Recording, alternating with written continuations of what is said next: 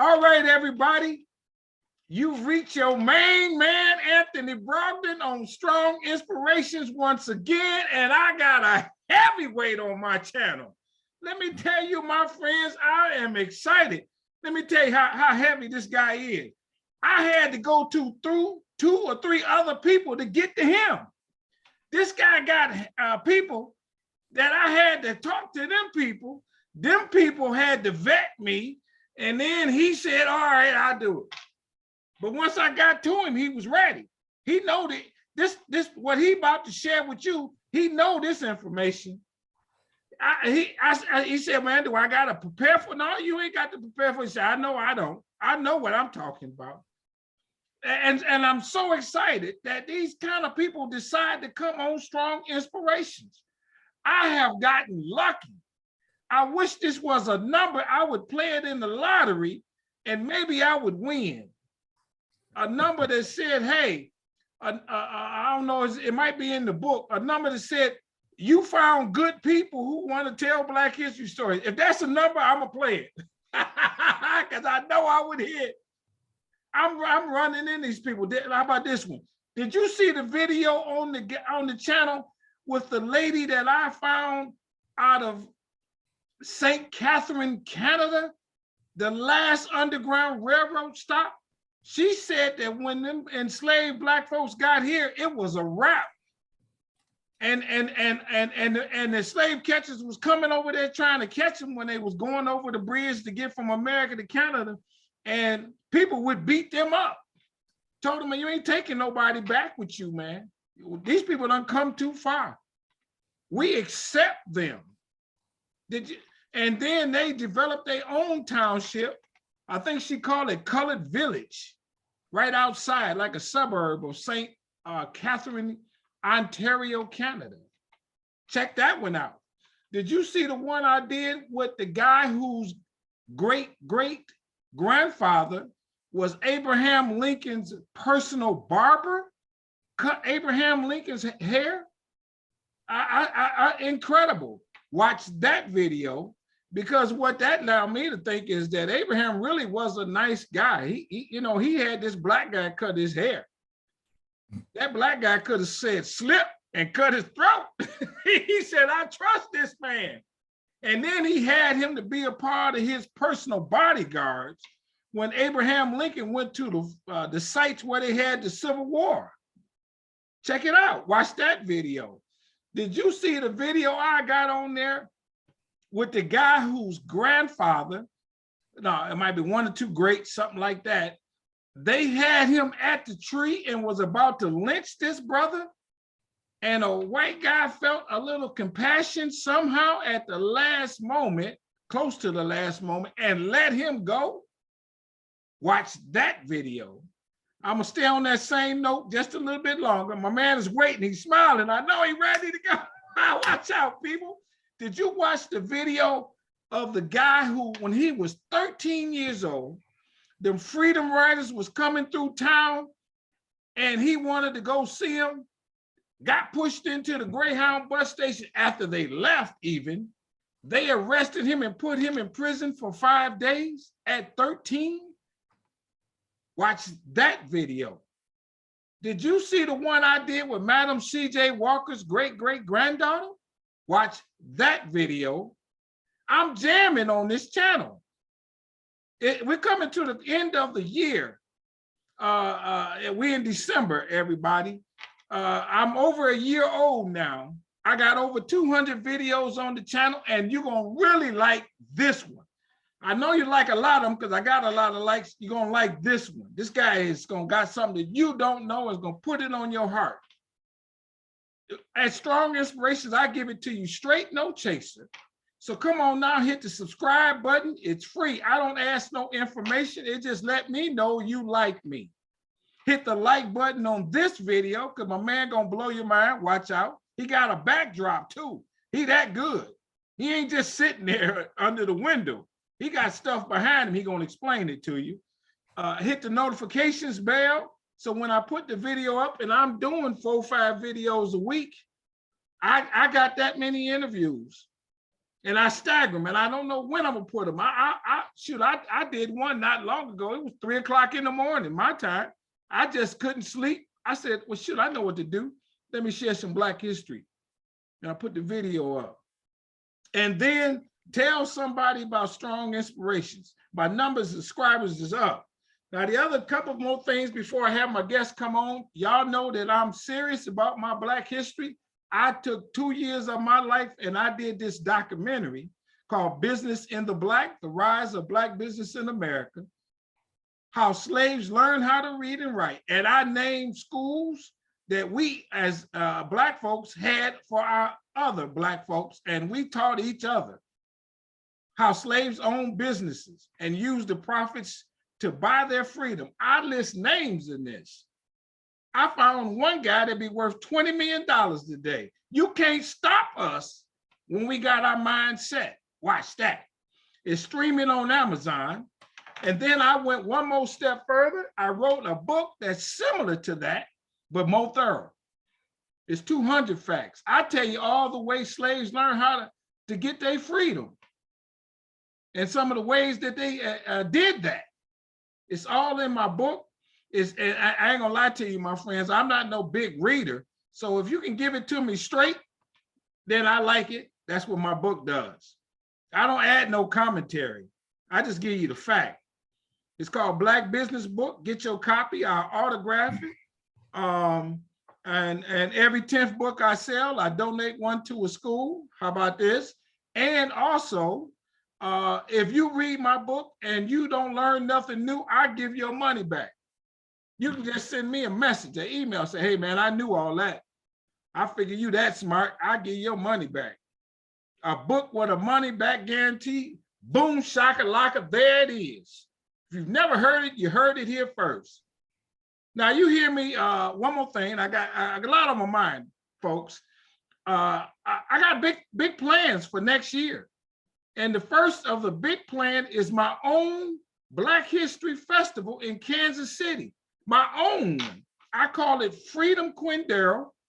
I got a video on the channel. I interviewed this guy whose grandfathers escaped from Missouri, Kansas, went to Kansas City, Kansas, across the river, and he ended up in a town called Quindaro.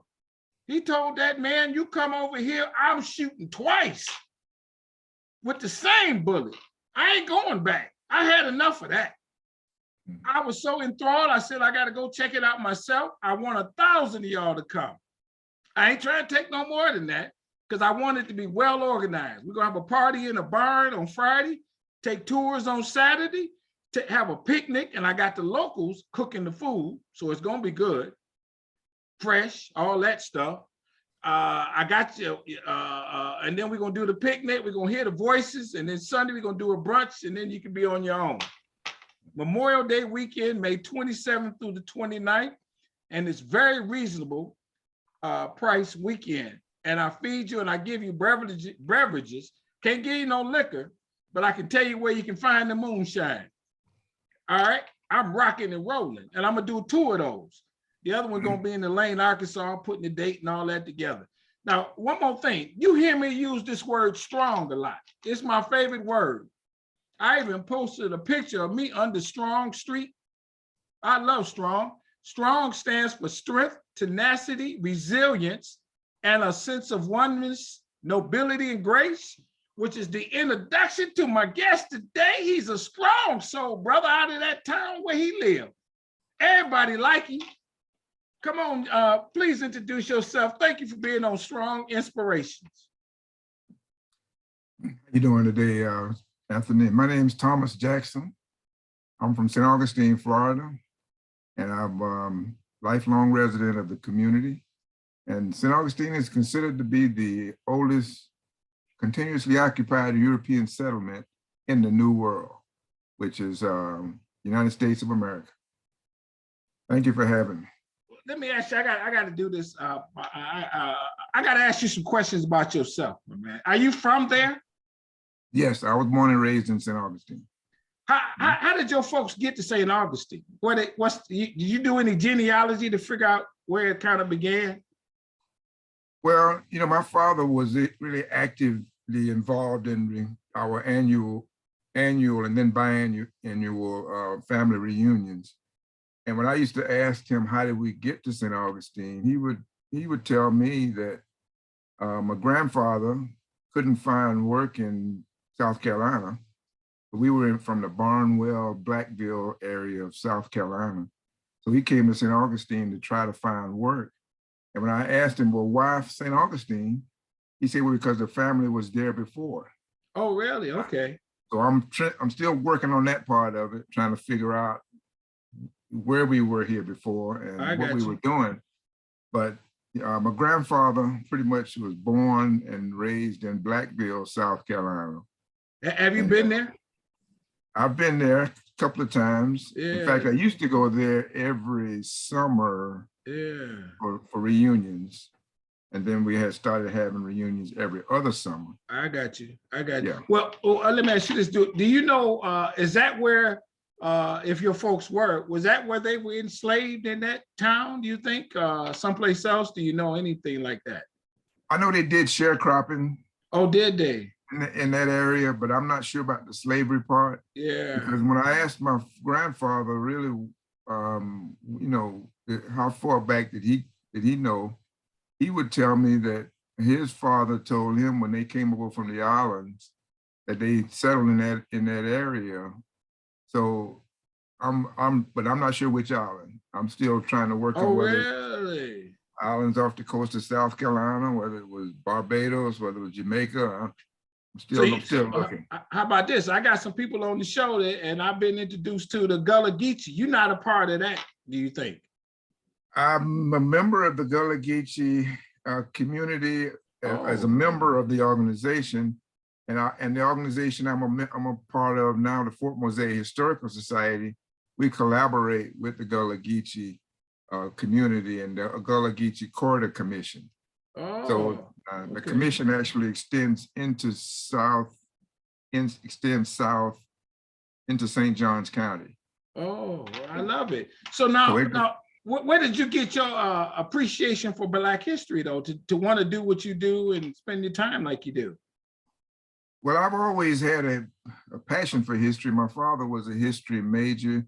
He got his master's in history. And of course, his idea of you know, spending a weekend or so was to read a novel. And I used to see quite a few novels, especially like different other books that he would have in his library. So he had an extensive library.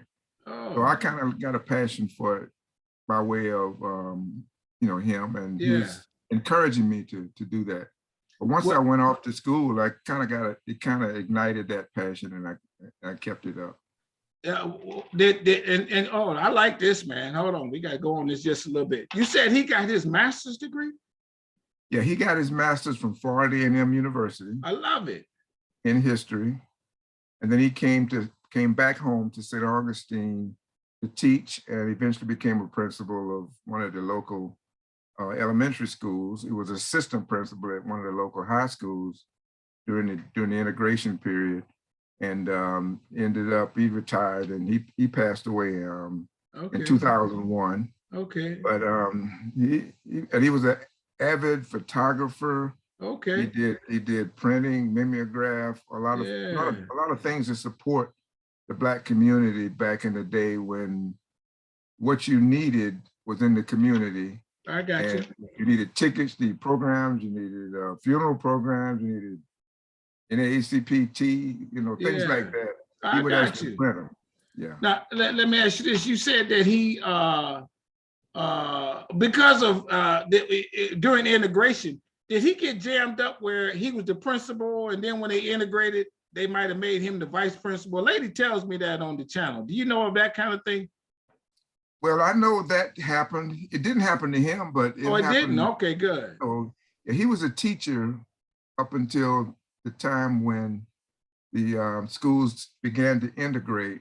And then when he began to integrate here in St. Johns County, he had taught most of the young Black kids in the 4th and 5th grade.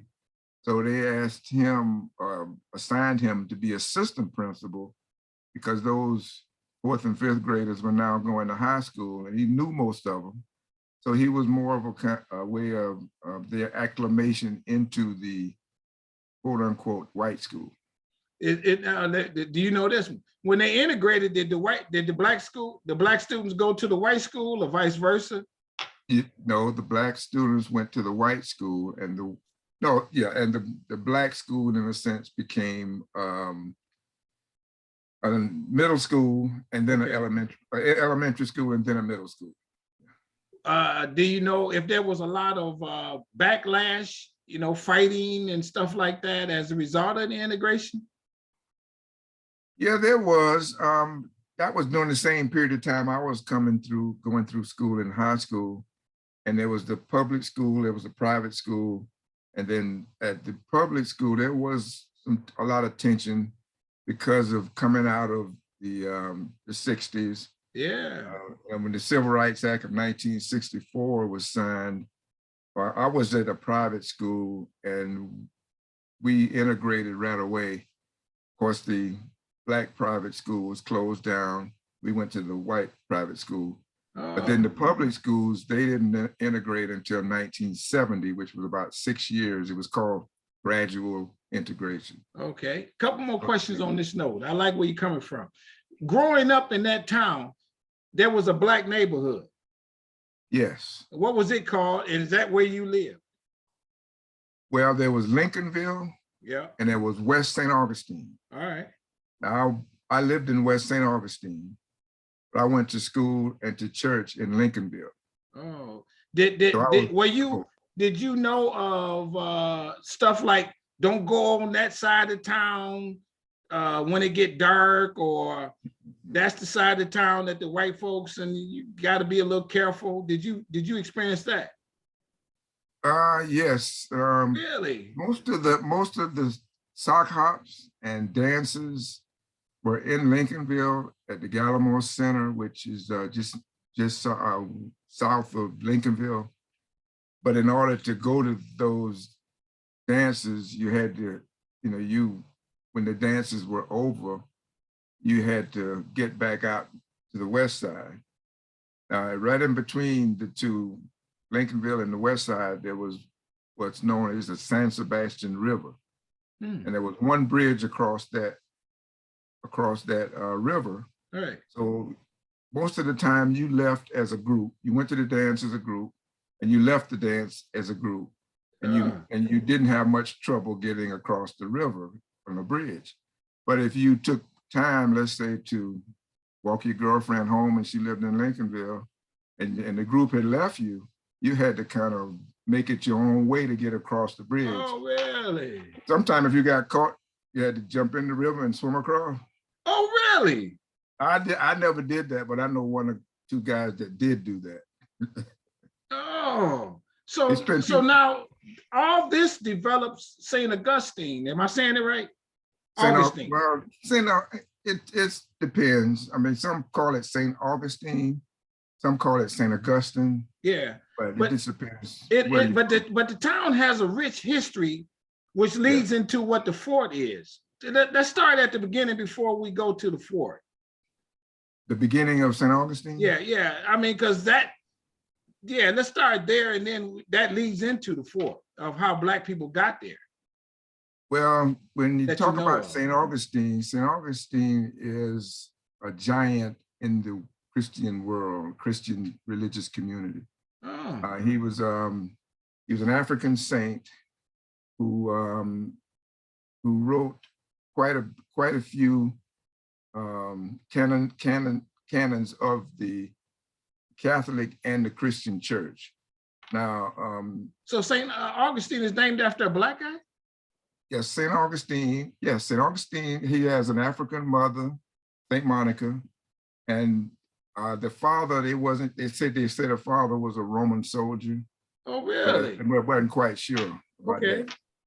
But anyway, when Pedro Menendez de Avilés sailed from Spain and sighted land, when he sighted land, it was on the feast day of St. Augustine. That's why he named the city or the settlement St. Augustine.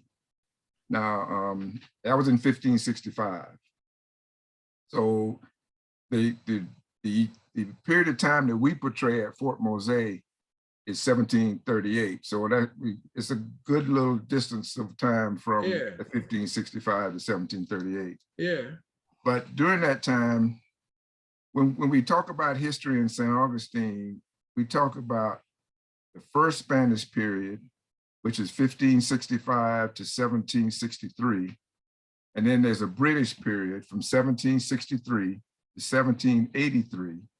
And then there's another second Spanish period from 1783 to 1821. Okay. And then of course, 1821 is when Florida became a territory of the United States, and then eventually 1845 a state. Okay. So that first Spanish period is 1565 to 1763. Now, what ended that first Spanish period was the Treaty of Paris, where when Spain ceded Florida to the British, all the inhabitants of St. Augustine and Fort Mosay packed up and moved to Cuba. And then they just left the town to the British. British came in for that 20 years, and then when that ended those 20 years, Spain got Florida back. And then was there wars to get it back? They just said, okay, here you go.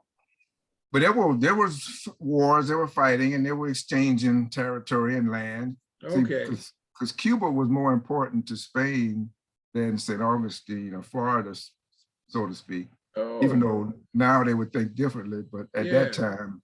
Yeah. But the inhabitants of Fort Mosay, they packed up and they went to Cuba along with the rest of the folks in the town. But St. Augustine existed, continuously existed since 1565. And a lot of people don't know that it was named after an African saint in the Catholic Church. Yeah. So okay, so when does the fort come into play? And why is there a Fort Mosay and that kind of thing? Well, Fort Mosay, we call it, it's the first freed Black settlement, a legally sanctioned freed Black settlement in what is now the United States, but was at that time Spanish Florida. And how it became it used to be an Indian settlement at first, then it was abandoned. And then when there was a decree from the governor, actually it came from the King of Spain, but it was petitioned by Francisco Menendez through the Governor Montiano here in St. Augustine to establish this free settlement.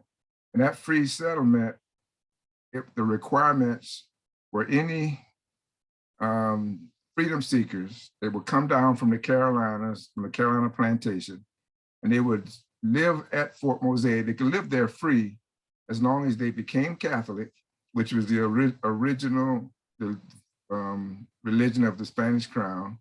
And the able-bodied men joined the militia, and they would be able to live there free as long as they did those two things and help defend the city from the north.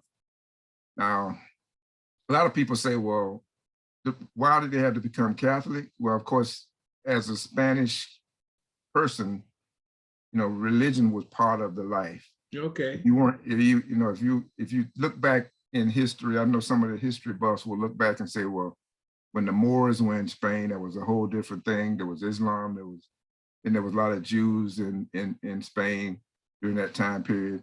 So I guess the thing is, if you became Catholic, it was probably the path of least resistance, so to speak. Yeah, sure. Yeah. And you probably didn't have no real problem saying, all right, you tell me I got to be Catholic, I do it. Yeah. But when people look at that, they think about, well, why is this, when it's so foreign that they would become Catholic? But as I do more research, I realize that Catholicism was in Africa. I mean, it was there in 1490 something. One of the kings in Africa became Catholic, and his whole country became Catholic. Okay. So Catholicism wasn't foreign to those folks who were coming, because they were from all, those areas where Catholicism, if they didn't, know of it, they knew of it, but it was kind of, if they weren't Catholic, or their family or whatever, then they knew of folks who were Catholic. Oh, And sure. they had, you know. Now, how big is Fort Mosay? How big was it? Fort Mosay is it wasn't a large fort. It was actually an outpost. And that outpost was supposed to be the first line of defense for the city from the north. So basically, there was at the site, there's a 1739 census of Fort Mosay, which shows 100 people living at Fort Mosay. Okay. That was a pretty big settlement for that time. Now, there's also the names, ages, the country of origin of each individual that was at Fort Mosay. And when you look at some of the names and the countries they were from, back in Africa, they would have been at odds with each other because of the infighting that went on between countries. I mean, Africa is a continent, but there's a lot of other countries in it. Sure. So, but once they got to Fort Mosay, they felt like there was a need to live together and coalesce for a common good, a common cause. Okay. So they put aside a lot of what was going on back in the motherland and said, look, we here now, we ain't all in the same boat. Yeah. So we need to work together. All right, let me ask you, is Fort Mosay, did it have, when you think of fort, it has a big wall around it. Did it have a wall? Yes, well, if you look at, well, you can look at my backdrop. Yeah, okay. This is an artist's rendition of what the community at Fort Mosay looked like. Now, we don't have actual pictures, of course, and we have some drawings of the second fort, but this is what as a description of what we know it looked like, what we were told. This is what what the artist came up with after she read Nancy Christensen, after she read the description that was given by a Franciscan friar who used to come out and convert okay, let's go over that picture. Now, as I look at it, over your left-hand shoulder, is that the fort? Because it looks like a boat between the two going down a river. Is that the case, or just that greenish color? Is that the fort? What is it? Well, actually, it's not going to be white, but it's a white building, and you can see where they come into the the entrance there is kind of a berm on both sides. Right. And as you walk in, there's a blockhouse in the middle. And then there were gun turrets on all four of those corners there. Okay. This was the representation of the first fort. The second fort, it looks a little bit like this, but only it opens out into Robinson Creek, which is the creek that feeds into the intercoastal that takes you into town. The enemy was the British, right? Yes. And mostly the British were coming from where to get to Fort Mosay? Mainly they would come by water, or they would come from Georgia.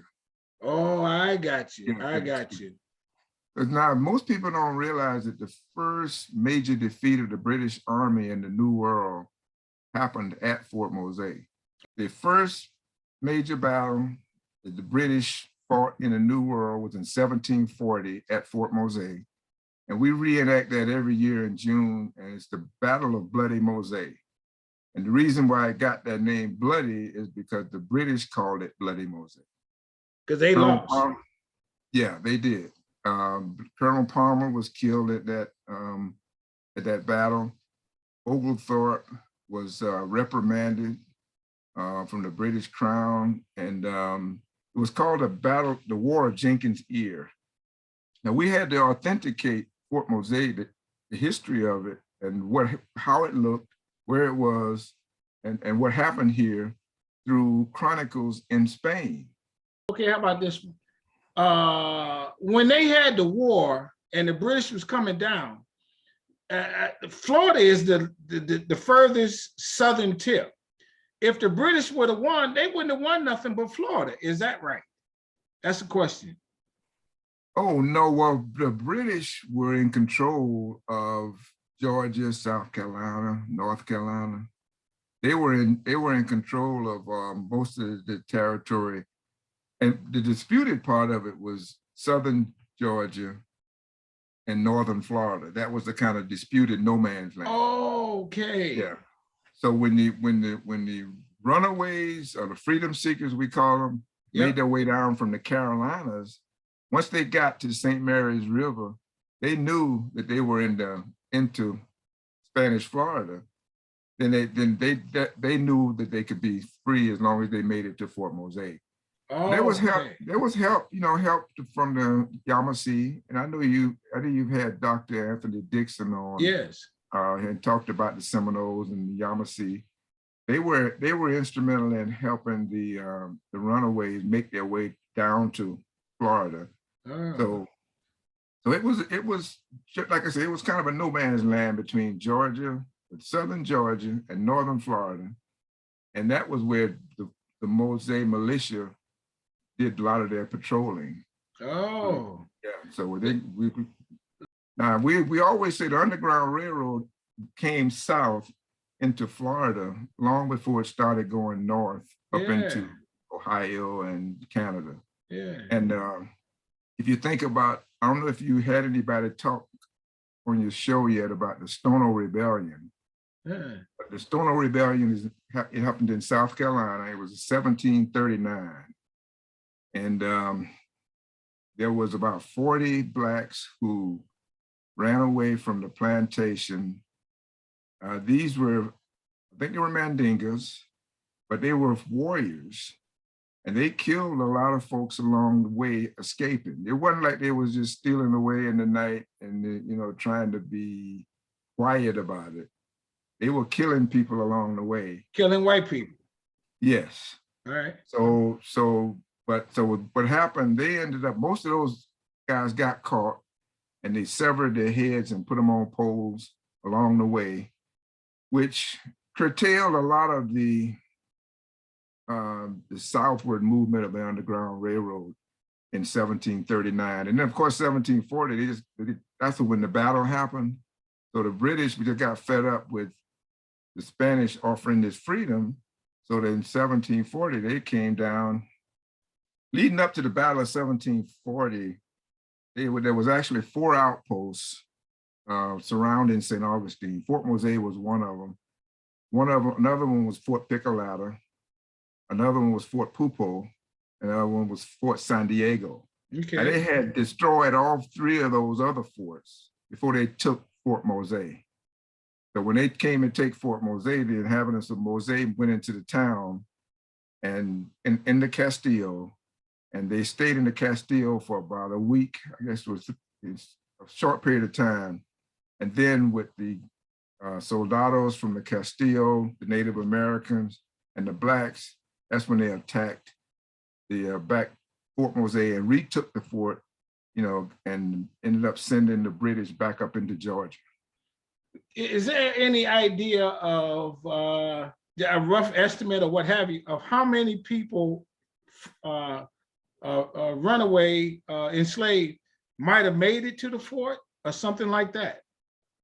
Well, of that 1739 census I told you, there was 100 that made it and became Catholic and joined the militia and stayed at Fort Mosay.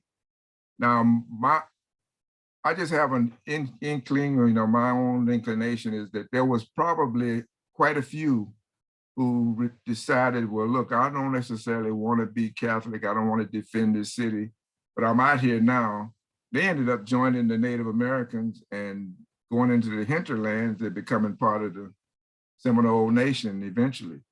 And I would just think that I just know some folks with a freer mind would not want to be in a situation where they had to take this in order for that. They just wanted to be free. So the ones that got away, made it to Fort Mosay and stayed there, we have them documented.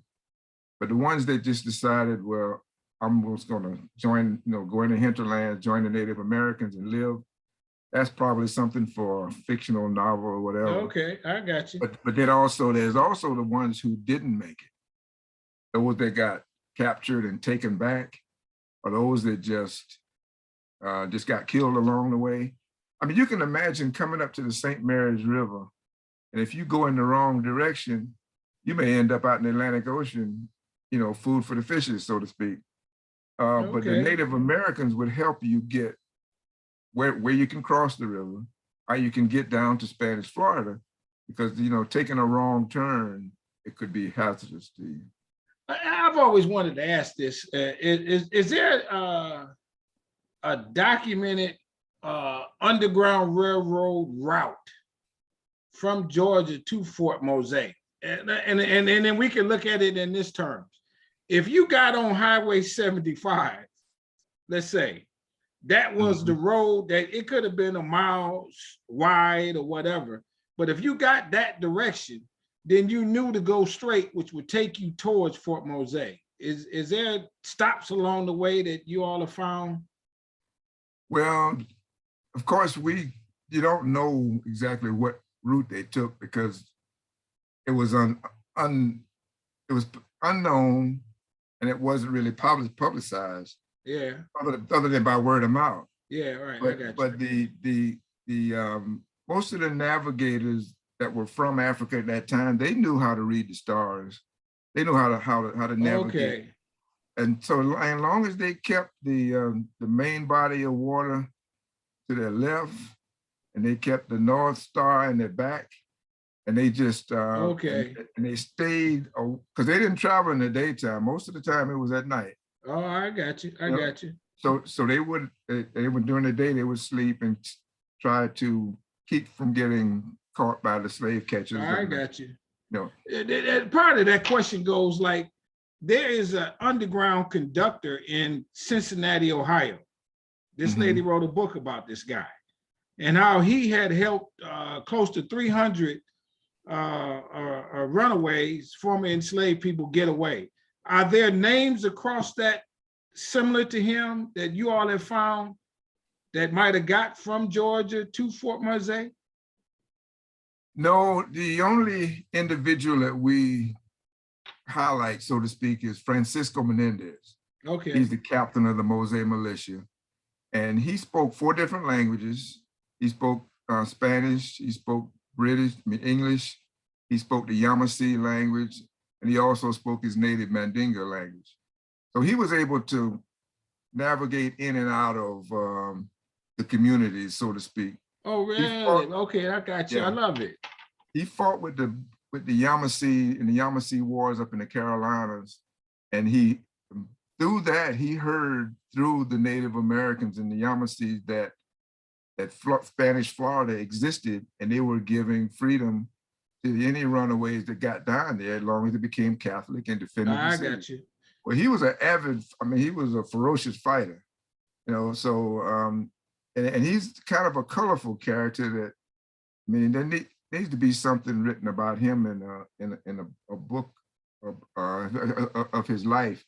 But the thing with Francisco Menendez, it was his letter that he petitioned the governor of Montellano to petition the King of Spain in order to establish what we call, it's Gracia Real de Santa Teresa de Mosay, and we call it Fort Mosay for short.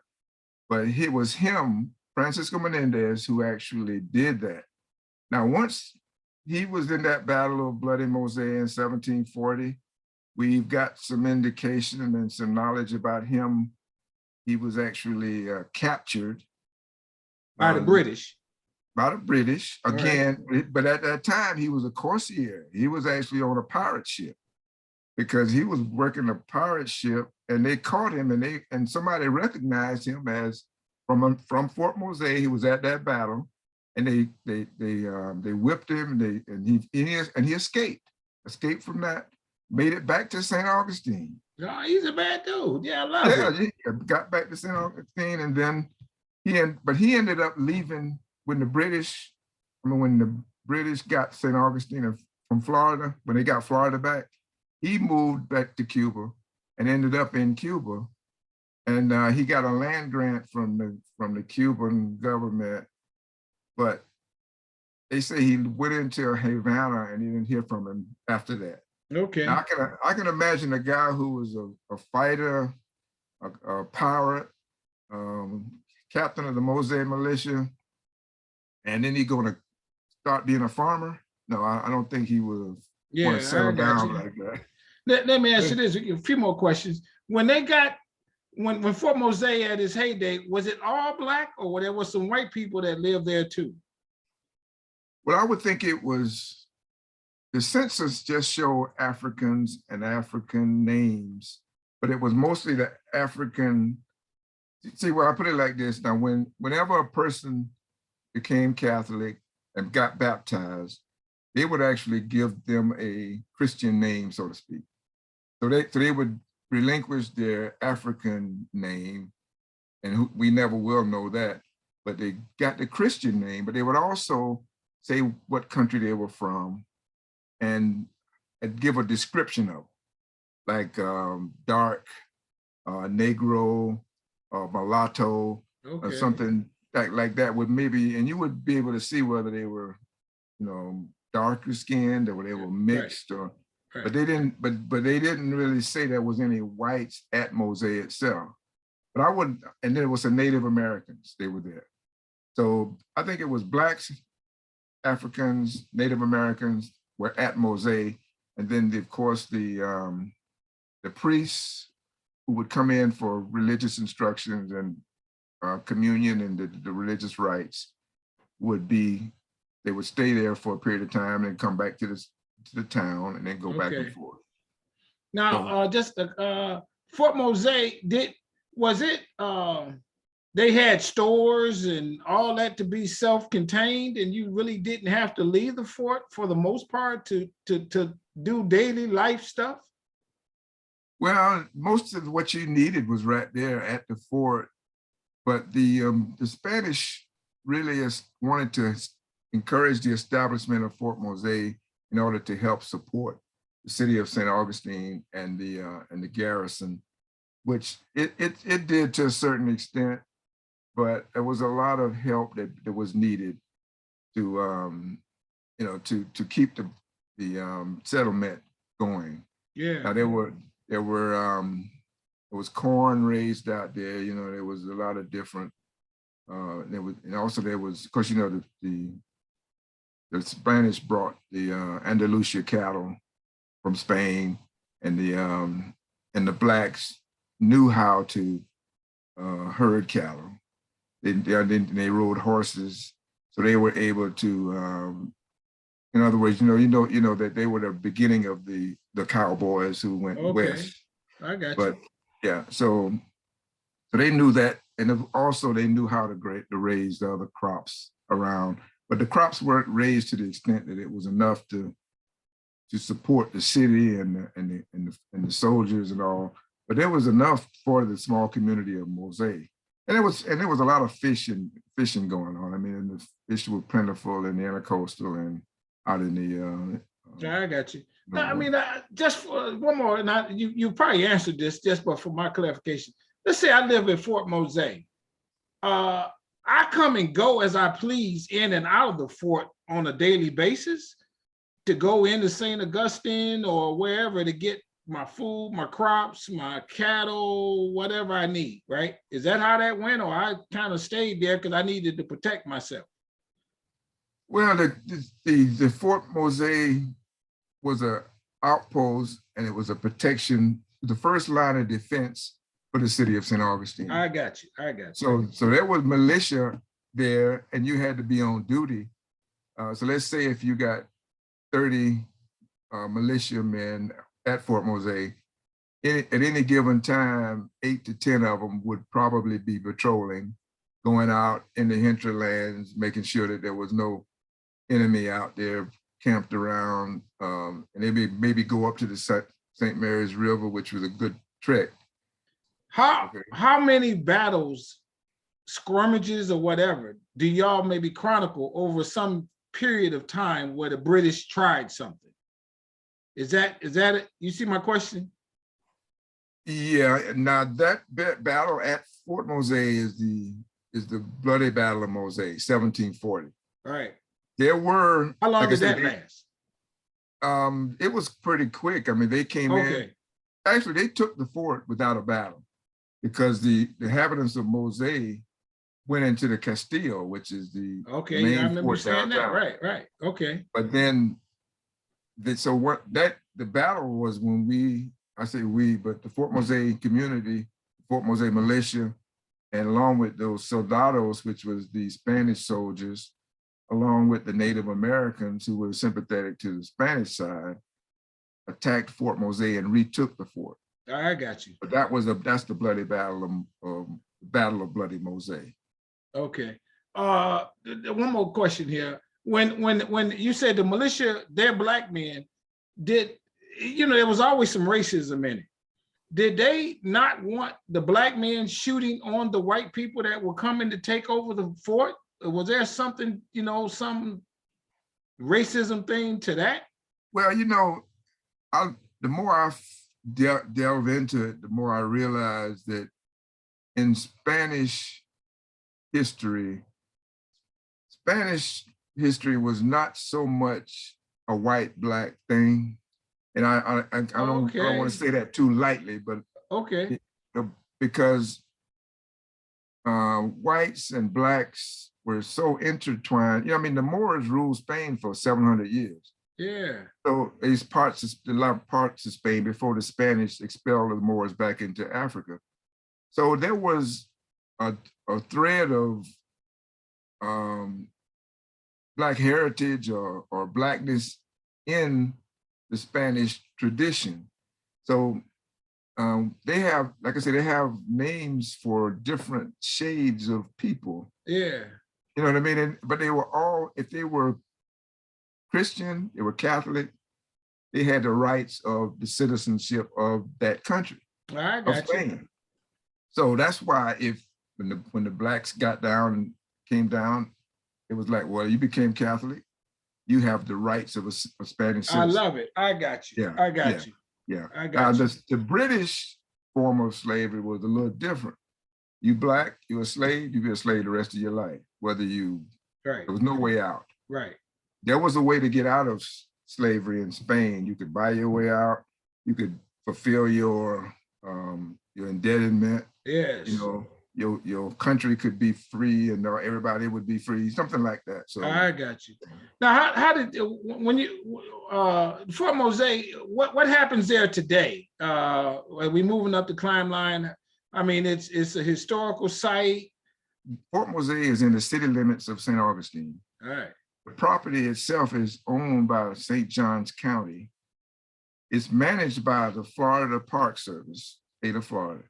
It's a National Historic Site, and it's a site of memory on the UNESCO slave trade. So it's got the local, state, national, international designation. And it's also part of the Gullah Geechee corridor designation. Okay. The Gullah Geechee corridor runs from North Carolina all the way down to Florida, and but it only encompasses St. Johns County. Okay. We petitioned them to extend it beyond Jacksonville down to St. Augustine. But at Fort Mosay, we do our two signature events for the year is Flight to Freedom. And that Flight to Freedom is a first-person interpretation of the trek that the freedom seekers made their way down from the Carolinas and made it to Spanish Florida and to Fort Mosay. And the other event is the reenactment of the Battle of Bloody Mosay. And we do in 2022, we're going to be doing the Flight to Freedom in January, the last week of January. Okay. And then June 25th, 2022, we're going to be reenacting the Battle of Bloody Mosay. Okay. We have other events along the way. The first weekend of each month, first weekend of each month, we have a militia muster. And because if you go to www.fortmosay.org, fortmosay.org. It'll give you a list of activities. You want to help us out and help us build this fort back here and on site. You can do that by joining the society, and I got you. We got some big things coming up. Because that leads into my, I guess, almost my last question. Probably, you know how they come up.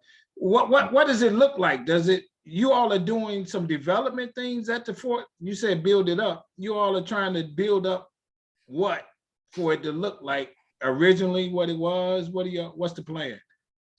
Well, whenever we have a group of reenactment and groups come out, inevitably they always ask the question, if this is Fort Mosay, where is the fort? And we don't have a fort on site. So what we wanted to do was build a 1738 representation of what the fort looked like. Oh, I got you. And we've gotten some support from some organizations in the area up in Jacksonville. We've got a couple of major corporations that's helping us out. Okay. And we've got a grant that hopefully we'll know next month whether we've got the grant. If the grant comes through, then we'll be able to actually start construction of the fort in 2022. Oh, I got you. Yeah. Now, I guess here one more. I keep saying this. Is there a building, an original building that is still standing? No. When I got you. There's a little story to that too, because when Henry Flagler was one of the developers during the early 20th century, 1915, 1916, he built a railroad that went from Jacksonville down to Miami. Well, he also built a hotel here in St. Augustine, a real magnificent hotel, and you had presidents and vice presidents and all that coming down to visit. Well, in order to build up that land that he had in St. Augustine, he used fill from the Fort Mosay area where the fort was. And he actually took the fill and filled in Maria Sanchez Creek, which created Maria Sanchez Lake. Now, the creek, right now, where the creek bed was, there's City Hall, there's a Ponce Leon Hotel, and there's a couple other homes that lead out to, so in other words, all of the fill that maybe some artifacts that we could have had is underneath some of those, the City Hall and the hotel. And actually the hotel now is Flagler College. They occupy the hotel now. Okay, I love it. I thank you for coming on the channel and sharing, some of your personal story. I love it. And then you taking the time to be who you are to keep this history alive. What is the underlying story from Black history perspective when you sum that up, let's say? And history is what it is. It's not like we can change it. Yeah, we can't change it. So I got you. All we can do is tell the story. I got you. As best we can and be honest. The other thing I'm really driving at is there's some resiliency or some terms of those Black people who fled. First of all, that was deep, but then fled and then did what they did at Fort Mosay. There was some special characteristics of them people. You follow me? What I'm going at this? Well, I know one of the special characters was Francisco Menendez.